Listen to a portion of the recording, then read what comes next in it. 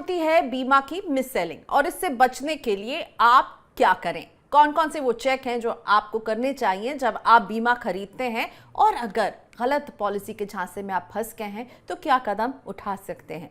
आज बीमा के फ्रंट पर आपको फाइनेंशियली अवेयर बनाने के लिए मेरे साथ जुड़े मनी मंत्रा के फाउंडर वीरल Bhatt. Thank you so much वीरल, आज आपने वक्त निकाला। तो आपने क्या देखा है वीरल, बीमा जब बेचा जाता है तो किस किस तरह से झूठ बोला जाता है? मैं चाहती हूँ कि आप सबसे पहले तो लोगों को अलर्ट करें, वो बहाने जो आपने देखा है बना करके बीमा जो है थोप दिया जाता है। प्रियंका, शो में बुलाने के लिए। प्रियंका, ये इंश्योरेंस मिस सेलिंग, बीमा की जो मिस सेलिंग है, काफी सालों से चल रही है। कहीं ना कहीं तरीके से कुछ ना कुछ बोलकर, मिस इंफॉर्मेशन देकर मिस सेल किया जाता है। तो यहाँ पे मैं आज दर्शकों को कुछ ऐसी बातें बताना चाहूंगा जहां से वो जो सोर्स कह सकते हैं, जहां से ये सारी चीजें हो रही है। राइट। तो सबसे पहली बात यह है कि जनरली ये बैंकों में देखा गया है प्रियंका की, बैंक वाले जो रिलेशनशिप मैनेजर होते हैं, या तो जैसे ही आप बैंक में एंटर करते हैं तो आपको वो लोग ऐसे बोल सकते हैं कि एक सिंगल प्रीमियम पॉलिसी होती है, तो एफडी की तरह, फिक्स डिपॉजिट की तरह आपको एक ही बार प्रीमियम भरना है, और ये आपका उसका एक लॉक इन होगा, 1 या 2 साल या 3 साल, और फिर आपको उसको मैच्योर करके आपको वापस मिल जाएगा। तो ये एक बैंक वाले जो है, बैंकों में ऐसे अनुमान देखा गया है कि वो लोग ये मिससोल्ड करते हैं एफडी के नाम पर। और जब भी रिन्यूअल आता है तभी समझ में आता है जो पॉलिसी होल्डर होता है कि ये तो कोई एफडी नहीं है, बट ये तो मैंने इंश्योरेंस, मुझे गलत तरीके से बेचा गया है। दूसरी चीज, इंटरेस्ट फ्री लोन, यानी ये एक ऐसा भी देखा गया है कि कुछ कुछ जगह पे बैंक में ऐसा होता है कि वो लोग लोन के नाम पे, इंटरेस्ट फ्री लोन के नाम पे पॉलिसी को सोल्ड कर देते हैं, सेल कर देते हैं, और फिर पता चलता है कि ये इसमें कोई ऐसा इंटरेस्ट फ्री लोन नहीं था। तो चारों ओर से पॉलिसी होल्डर जो है वो फंस जाते हैं। फिर ये एक टेलीकॉलिंग, इंश्योरेंस में टेलीकॉलिंग बहुत ही ज्यादा होते हैं। कॉल्स बहुत सारे आते हैं हमको इंश्योरेंस बेचने के लिए, लेने के लिए, खरीदने के लिए। वहां पे एक अनुमान काफी सालों से ये एक देखा गया है, और एक कुछ इंश्योरेंस कंपनी का नाम दिया जाएगा और आपको बोला जाएगा कि बोनस, आपका जो एक पॉलिसी चल रही थी कुछ सालों से, उसका जो बोनस है वो आपको पेड नहीं हुआ है। तो आपको एक लिंक भेजेंगे हम, उसमें आपको कुछ भुगतान करना पड़ेगा, पेमेंट करना पड़ेगा, और उसके बाद आपका जो बोनस है, एक्यूमुलेटेड जो बोनस है, वो आपको पे कर दिया जाएगा। तो राइट। ये भी एक बहुत ही बड़ा फ्रॉड है as far as insurance selling में। ठीक फिर है। एक पर्क्स मिलते हैं, यानी एक आपको इंसेंटिव्स दिए जाते हैं। या तो आपको फ्री हेल्थ इंश्योरेंस मिल जाएगा, या तो आपको बैंकों में जाएंगे तो आपको लॉकर लेना पड़ेगा। तो ये सब चीज से भी काफी तरीके से बहुत ही ज्यादातर मिससोल्ड होते हैं इंश्योरेंस पॉलिसीज। और एक ये भी एक होती है कि आपको जैसे आपका जो प्रीमियम है, वो प्रीमियम आपको नेक्स्ट ईयर से कम देना पड़ेगा, या तो इनिशियल ईयर में आपको प्रीमियम कम पे करना पड़ेगा। आपका जो पहला साल का प्रीमियम है वो हम लोग भरेंगे, और बाकी के सालों का प्रीमियम है वो आपको भरना होगा। तो ऐसे कुछ ऐसी बातों को लेकर बहुत ही ज्यादा मिस सेलिंग हो रही है काफी कुछ सालों से। तो ये कुछ बातें हैं, लोगों को ध्यान में रखनी चाहिए। ये ऐसी जो भी बातें हैं जो मैंने आपको अभी इनसे बताई। दूर रहिए। बीमा यस। बेसिकली आपको अपने रिस्क कवर करने के लिए लेना है, जीवन का रिस्क हो। अगर आप बीमार पड़ेंगे तो उसमें आपको स्वास्थ्य के जो खर्चे होंगे उसमें मदद करने के लिए, ना कि वो आपको बोनस दिलवाएगा, ना कि वो आपको इंटरेस्ट फ्री लोन दिलवाएगा, ना कि वो सिंगल प्रीमियम होगा और आपको एफडी का बेनिफिट दिलवाएगा, ना आपको कोई पर्क्स दिलवाएगा। तो इनसे दूर रहिए। बीमा के फ्रॉड से बचने के लिए क्या करना चाहिए? अगर मैं एक कंज्यूमर हूँ, मुझे क्या देखना चाहिए, क्या सवाल पूछने चाहिए, मैं अपने आप को कैसे बचाऊं? हमने कुछ फ्रॉड्स के बारे में बातें की, तो अब ये फ्रॉड से बचने के लिए सबसे पहली बात तो ये है कि आपको कोई कॉल जो आते हैं वो कॉल्स को अवॉइड करना है। कॉल्स को लेकर या वेबसाइट पे सर्फ कर कर या वेबसाइट पर जाकर आपको कोई पॉलिसी नहीं लेनी है। पहले तो वो कंपनी की जांच कर ले जहां से वो कंपनी का कॉल आया है, या तो आप इंफॉर्मेशन वेबसाइट पे देख रहे हैं, और हो सके तो कोई एजेंट को, उनके जो ऑथराइज्ड एजेंट है, उनको आप घर पे बुला सकते हैं, उनके साथ चर्चा कर सकते हैं, या तो उनके ऑफिस में जाकर आप जो उनके कुछ डॉक्यूमेंट्स होगी या लिटरेचर होगा, या जो वो इंफॉर्मेशन प्रोवाइड कर रहे हैं वो ब्लैक एंड व्हाइट में प्रोवाइड कर कर आपको वो बता रहे हैं, कन्वे कर रहे हैं, तो ये सारी इंफॉर्मेशन को आपको गैदर करना चाहिए, राइट, और फिर ही आगे बढ़ना चाहिए वो पॉलिसी लेने के लिए। और ऐसी कुछ चीजें हैं, जैसे अभी आपको अगर आपने वो निश्चित कर लिया, आप सेटिस्फाइड हो गए, ये कंपनी भी सही है, प्रोडक्ट भी सही है, तो उसका जो फॉर्म होता है वो फॉर्म को भी एक बार जांच ले। मिस इंफॉर्मेशन, अगर कोई एजेंट आपको ऐसा बोलता है कि सर देखो ये इंफॉर्मेशन आप मत दो, और फिर भी आपको इंश्योरेंस पॉलिसी तो मिल जाएगी, तो कोई मिस इंफॉर्मेशन ना दे, कुछ कम इंफॉर्मेशन ना दे, जो सही इंफॉर्मेशन है, जो आपके हेल्थ से जुड़ी है, स्वास्थ्य से जुड़ी है, या आपके ऐसी कुछ ऐसे चीजें हैं जो आपको डिस्क्लोज करनी चाहिए, राइटली डिस्क्लोज करनी चाहिए, तो ये सारी चीजें भी आपको डिस्क्लोज करनी चाहिए, और दबाव में ना आकर कभी भी इंश्योरेंस, क्योंकि देखो बहुत बार ऐसा होता है कि अगर मैंने बैंकों का नाम लिया या कुछ कंपनियों का नाम लिया या कुछ रिलेशनशिप मैनेजर या एजेंट्स, वो टारगेट्स के दबाव में आते हैं, तो वो बिल्कुल। टारगेट्स में दबाव में आकर वो आपको पॉलिसी कुछ लेना, भी और आपको बोल देंगे, कुछ भी प्रॉमिस हाँ कर कुछ भी, देंगे आपको। और ये हमें खुद अपने लेवल पर चेक करना होगा, कंपनी की वेबसाइट से जाकर के चेक कीजिए। और जो वो बोला ना अभी वीरल आपने कि वो आप फॉर्म जब भरते हैं, एक और चीज़ होती है कि कंपनियां क्रॉस चेक करती हैं और इसके लिए कॉल करती हैं कि देखिए आप ये बीमा ले रहे हैं, और उसमें आपका एजेंट आपको ये कह सकता है आप हाँ हाँ कहते जाइएगा, और ये हाँ हाँ हाँ कहते हुए ना आप फंस सकते हैं। विरल, राइट। अगर गलत बीमा कोई खरीद ले, फंस गया है ऐसे प्रोडक्ट के साथ जो उसे समझ में आ रहा है कि इसकी जरूरत नहीं थी, या फिर सिंगल प्रीमियम बताया गया और अब उनको पता चल रहा है कि अभी तो उन्हें 7 साल तक प्रीमियम देना है, फिर उस समय उसे क्या करना चाहिए? इस गलत बीमा को क्या करें? डिसकंटिन्यू करें? इसकी शिकायत कहाँ करें?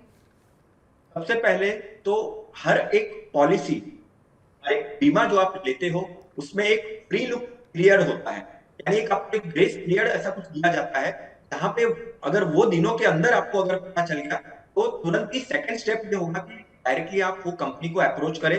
अगर कोई उसमें एजेंट है तो वो एजेंट को अप्रोच करे, उनके ऑफिस में जाकर उनको बताइए कि ये मेरे से फ्रॉड हुआ है, कि मुझे मिस इंफॉर्मेशन देकर मेरे से ये पॉलिसी लीक गई है, दी गई है।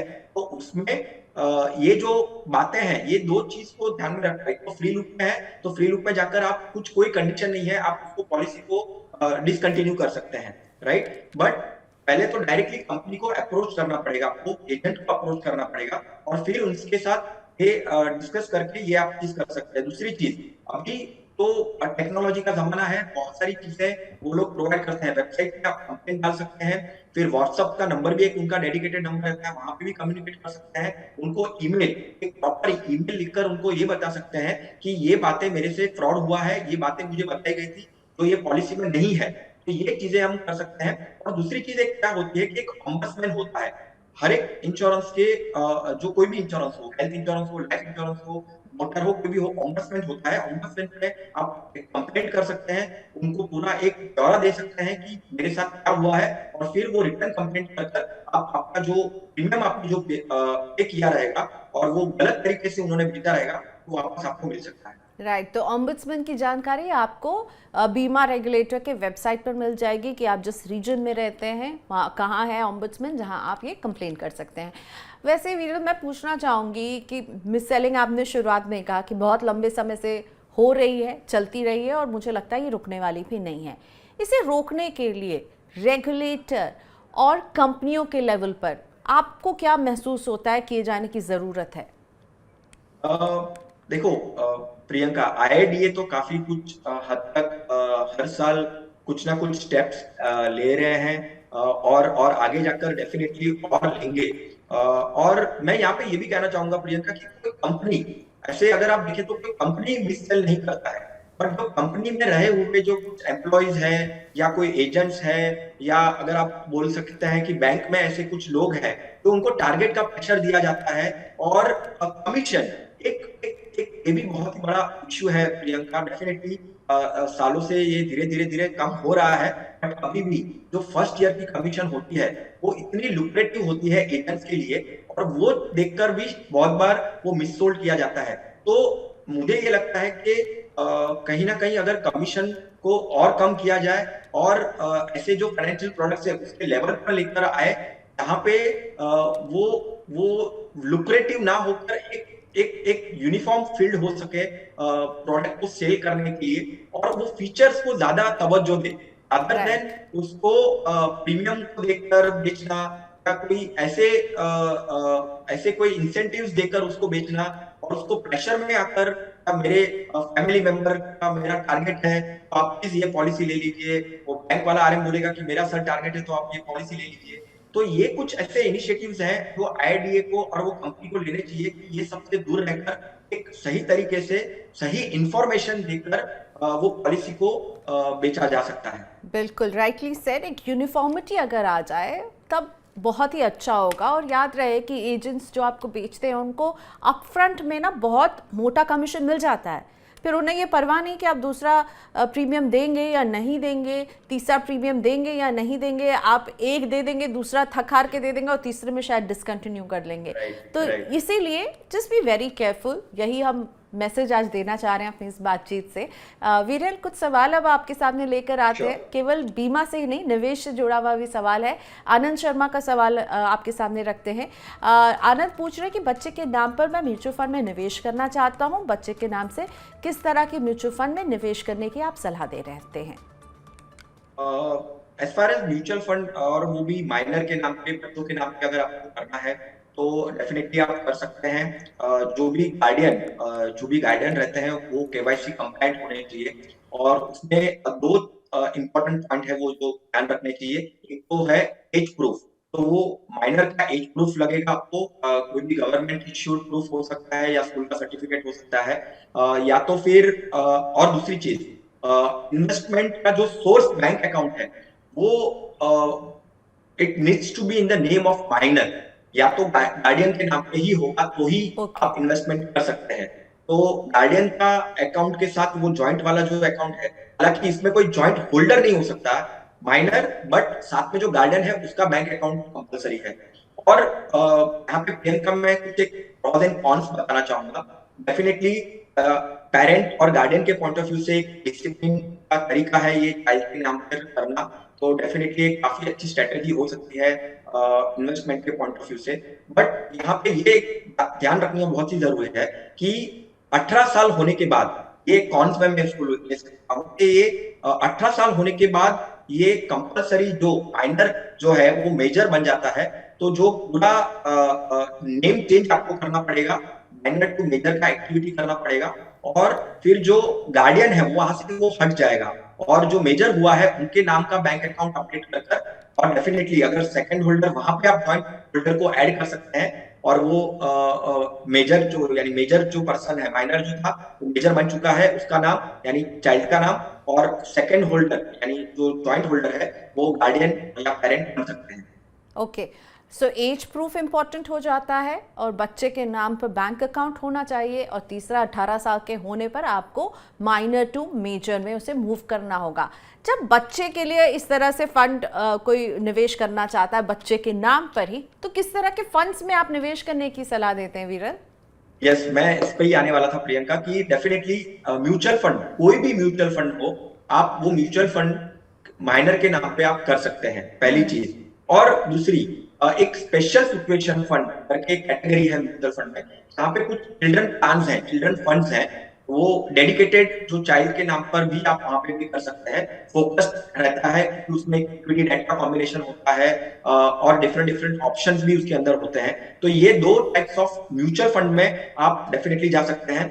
अपार्ट फ्रॉम दैट, एक सुकन्या समिति है जो गर्ल चाइल्ड के नाम पे भी अगर आपको करना है तो वो भी आप कर सकते हैं। इंश्योरेंस प्रोडक्ट्स भी कुछ होते हैं जो डेडिकेटेड टू, जो जैसे म्यूचुअल फंड में चाइल्ड के फंड होते हैं, वैसे ही वहां पे भी चाइल्ड के नाम पे आप पॉलिसीज ले सकते हैं। राइट। अगला सवाल पीयूष मखीजा का बहुत ही इंटरेस्टिंग है। पीयूष हमसे पूछ रहे हैं कि टर्म इंश्योरेंस प्लान की मैच्योरिटी पर क्या जो प्रीमियम अदा किया है वो वापस नहीं मिलता है, और ऐसे में क्या मुझे रिटर्न ऑफ प्रीमियम या नो कॉस्ट टर्म प्लान आजकल बहुत आ रहे हैं, ऐसा बीमा चुनना चाहिए जिसमें पैसा वापस मिल जाए? पीयूष को क्या कहना चाहेंगे? पहले तो मैं पीयूष को कहूंगा कि ये दिमाग में ना रखे, जब भी आप बीमा लेने जाते हैं या टर्म इंश्योरेंस लेने जाते हैं, ये उसको एक इन्वेस्टमेंट की तरह देखिए, राइट? ना कि मैंने अपना प्रीमियम भरूंगा, मुझे कुछ नहीं होगा तो मुझे कुछ मेरे वापस पैसा नहीं मिलेगा, राइट? डेफिनेटली कुछ ऐसे ऑप्शंस हैं, रिटर्न ऑन प्रीमियम करके एक राइडर होता है, जहां पे अगर आप वो लेते हैं उसमें आपको एडिशनल प्रीमियम यानी अधिक आपको भुगतान करना पड़ेगा अपना प्रीमियम अमाउंट का, तो वो थोड़ा सा कॉस्ट ऊपर आ जाएगा। तो वो एक पार्ट आप डेफिनेटली देख सकते हैं, ऑप्शन को ऑप्ट कर सकते हैं, जहां पे आपने मान लीजिए कि 70 इयर्स तक आपने आपकी टर्म इंश्योरेंस ली है और 70 इयर्स तक कुछ नहीं होता है और आपने राइडर लिया है रिटर्न ऑन प्रीमियम, तो 70 इयर्स होने के बाद आपका जो भी आपने प्रीमियम भरा है वो वापस मिल जाएगा। दूसरी एक चीज प्रियंका मैं यहाँ पे बताना चाहूंगा, कुछ कंपनीज ऐसे हैं जहाँ पे एक स्पेशल एग्जिट ऑप्शन रहता है कि उसमें कोई राइडर लेने की जरूरत नहीं है, बट अगर मान के चलो कि आपने 70 इयर्स की पॉलिसी ली है, तो 65th ईयर में आप अगर कहते हो कंपनी को कि मेरा जो ये टर्म इंश्योरेंस है मुझे बंद करना है, ठीक है, और पॉलिसी को सरेंडर कर देनी है, तो जितना भी आपने प्रीमियम भरा रहेगा उसमें कोई इंटरेस्ट नहीं मिलेगा आपको, बट जितना भी प्रीमियम भरा रहेगा वो पूरा का पूरा आपको वापस मिल जाएगा। ये ध्यान रखना है कि फिर वो 65 टू 70 इयर्स की अगर पॉलिसी है, कि मान के चलो 65 टू 80 इयर्स की पॉलिसी है, फिर वो ये 15 साल या 10 साल या 5 साल में कुछ भी होगा तो वो कोई भी कंपनी आपको कुछ भुगतान नहीं करेगी, क्योंकि आपने वो स्पेशल एग्जिट वो ले लिया है और आपने जो प्रीमियम्स भरे हैं वो वापस ले लिए। Right, thank you so much वीरल, आज आपने वक्त निकाला, इंश्योरेंस के बारे में बहुत कुछ समझाया। उम्मीद करते हैं कि हम लोगों की मदद कर पाए होंगे कि बीमा खरीदते वक्त कैसे सावधान रहना है, किस तरह से गलत पैतरे अपना कर उन्हें बीमा बेचा जा सकता है। थैंक यू वीरल। Yeah.